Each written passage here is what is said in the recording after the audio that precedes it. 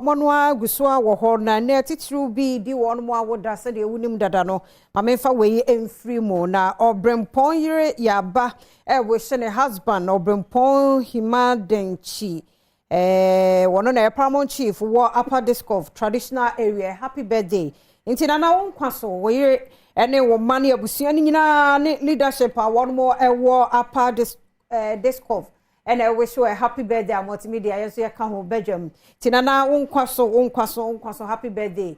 Intimate for picture into ho. Yes, Edmani na be semo ya besa ba back na ya dem birthday pictures no me ade aka ho. Ntime nko na me hu na na wa ha. Ti nana happy birthday. Nyamenye okese. Kosi so be kese pa bi mu akire mi wi a beto so. Na celebrate there me wo apomodin atena ye kese ba konso e wa ha. Grace Gift Herbal and Laboratory Services. Ewa ha womo ne babedi enkomo. Papa me mo ache. Na bia boko de. Doctor ho ye de. Me adwumayefo nyina. Mo nyamishra Grace Gift Herbal and Laboratory Clinic. Yes, pacho mintio. Yeah, you better sister. Say tambia na odi nam from am. Em say mo de space work na moye. Ya bo fufi wa. Yes.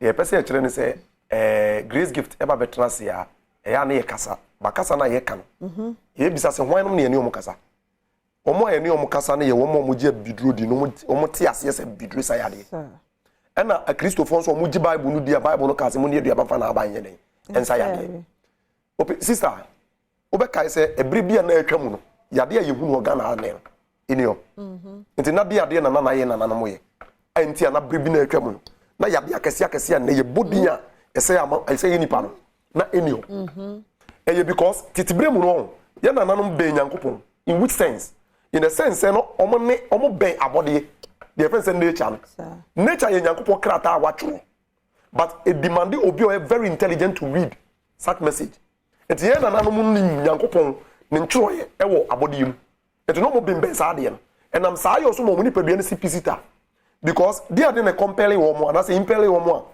e ma say omutimi shemre bi se ebo 6 o'clock anwumre a major food items nyina yenton ne ediya aduane emu odu no yenton 6 o'clock o se bebre ni mo very good a natural law na eye sabi ebe keep you from late eating it about 6 o'clock a jabidi yenton mako yenton engo yenton antene yenton so hu na se no so a se no poisons na bana yetonton that is the time ye di anajo didi o but yesi ya school nti enyansa wen wo kwa yenim se onipa da se ni bia se ade sa digestive system no very difficult say be body ni be operate on an energy level na dia ye aduan no ho adwuma nti nam sa ayo so no na akotwetwen sunsun so body bebre aye den aba ye hwe titibre mo ye kan ye bayre ye mankani ye body ye use no more sa wo benya sabio ano ne bi krampo ano mo a na e bronya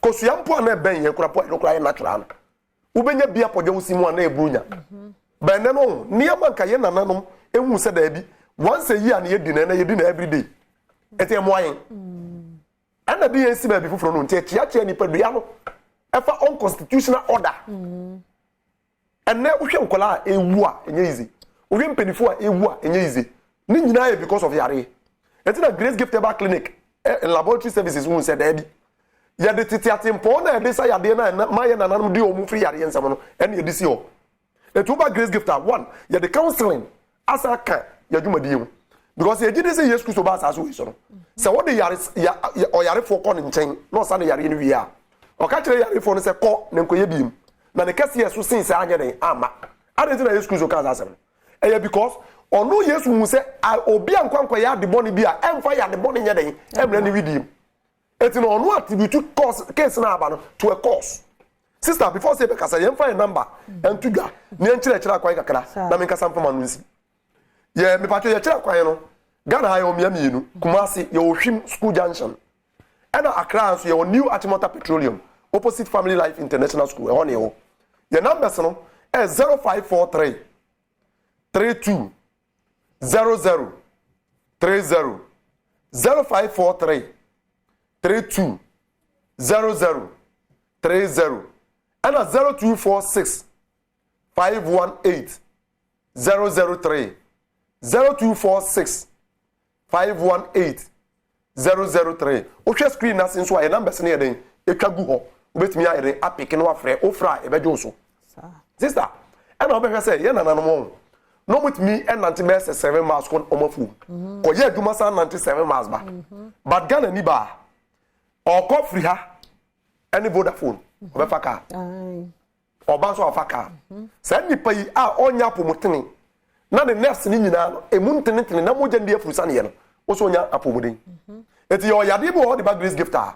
And yen nyina na yadru obo o be ka kire se nante ye twa nante ye de ade ma no because walking nanka sanka na big therapeutic method da sabi nipa bia no etimi e de convert e de sa na yare grace gift e de sa de we tu kwam obo o ba grace gifter enya duro keke wo na mo nsuo because me bre na nsuo mo ntimi num nti e na akofa nsuo so bone aba wonim so obi timi nya yimtim na enya hwiu se wo num nsuo nti ba bebre nim se ayimtim no eno kura sa yade nyina hema se ba wo so ahon yade ba bia ba wo so na bona transe aha etebu a oba water therapy ye ma wo ye cleansing wi a ne ba water therapy ne etwa ma wo enya bibia na ye duro ne ehia se ye de aduro kan ye de aduro ba den ebeka ne ehia se ye tufu ne ye betufu because ne ba ebin ben ya de sa yade no edo so bebre emframa mpo ye de sa yade sister fia wonim se ye onipa bu a obesa ne yade no ba ne nko obekọ ko ne important mo te na nkasa nkasa no gota bi esum ho asabi umi mframa.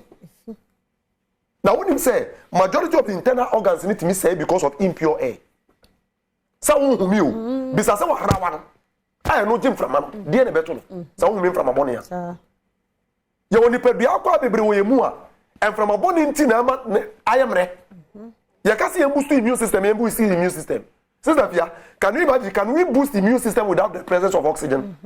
The entire home from man say tissues be a what body nim bia no benyam from man bi. No the adwuma. So, it's a great gift about clinic and laboratory services. Your system, I decide, you know, so. Obu operate here, see punu. Because of Hano, Sabion in Tadi or Shemikan Unzi. And you know, why if you Obu also want today work no, the skin attract certain death and a bacteria, especially in Africa. You go on the new. It's you know, skin not misacting Esako inside. It's you only people who are Sabi, we didn't get Sakura in years. It's in here, see the pum, now we didn't, and near be. Not manya more oxygen ye be am en yase ye be sesa wo environment na ma yade no be kwa ye be ka kire it ye the system and I say ya resa na yesa no a systemic enye na ro way nko a de so kwa na ye na nanom de fa so eyi ya free body no no eno so a natural way eno so a natural way it is animal so the bad grace gift so a on se be den e be hwa am and na biem ya hwa eno so ye hwa ni because nearby bimbe say nua ne nasefo nyina nyankopon boy say e ade ye ni waden efe etwa say ni wa ye den ehwe be na ye nya any problem just because of them because of say nearby etwa say ni no hwe na nkasa kwa ye twa to o kan bible na unzo kan sasem no o so bo nua awodo ye ni wa fe say ni wa ye den ehwe e be nsanye ye duane be na de etwa say ni wa ne hwe no ye twa ni nyina ye den ekọ akiri e na ni wa ni nya de be eti de be to ani wa no so ye different. It will buy education, you do from. You have more counseling. One casa what did you with you? And only a casa woman. Send a casa would did time a casa would ye. A great casa woman. Send a casa fun. Need another great gift. A BM Ghana from check up into your Sabi laboratory Nasa and Abatao. Send a bay out bar. You bear him. That's the fear. I never call great gift and say, Oba, and you see if people accompany the Druka. You did a year examination by questioning you. And the nyabe bia okofa wo yade free e onua ne awudi ne niam wo ye nyina wo lifestyle ye kuru a na ya counsel won ye cancel won wia ansa ne ma collab okay test na ne hu bia yare na didi akwansa ne ma wadu mesa de ye numbers na to dwa na ya frɛ na masa kire kwan na masɔre so ye numbers no 0543 32 00 30 0543 32 00 30 0244 126 123 0244 126 123 and 0244 126 123 and 0246 518 003 0246 518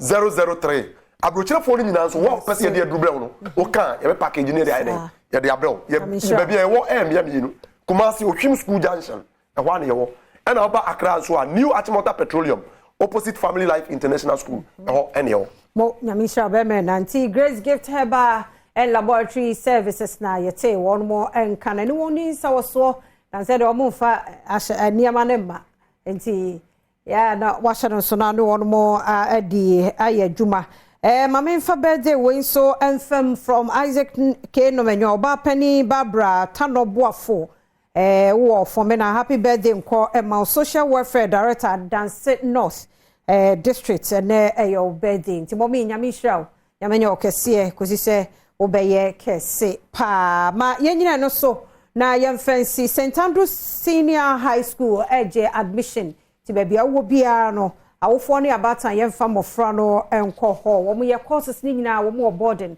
any day so ewo ho fra 0244696911 na woni St Andrews Senior High School enkasa Franco Trading Enterprise Phones papa fie kona ne Franco eni ensa wo so 0246422338 best brain publication and so eboye the books ahodo aba more than one CBS standard one Badwam Afisem addition creativity, imagination, student leadership, citizenship, critical thinking and problem solving, digital literacy, collaboration, and communications. Nigina ya NACC impenifo one more approving to bookshops BMwa ubenya be fresh 0507 200 200 0507 200 200 and 0504 200 now no makasa Dominion Herbal powder and also boost your immune system no the mount ya we bia wonom Dominion anopa woni di ya unya nsuo hye kakra de now the powder and bia bu no anom ansa no wadidi sanso na nyumre so obeye ne sa pharmacy chemical ne herbal shops bia Dominion powder ebi ewo ho ye wo Dominion ointment and so ho hunama ye ya now de no so chichi 12 years down untumi nyusu bi oba wonye mana abofo won fo no Mr. untumi nyusu Dominion powder ene won ointment no pharmacy ne herbal shops bi ebi wo mfre 0543 158195 aha ene brema kwan na no pay me de se happy birthday nkoma Bishop Yaw Osu ansa nyamenye okese papa nyame hira o ma so mfra adumu enko adumu sanso na Philip Seibonsu obi nyame hiraw nyame okese unkwa na erade ma unimmen nyansa ne nimtie mu medi si ha mambo atman so aye krado de ahosepe etwaso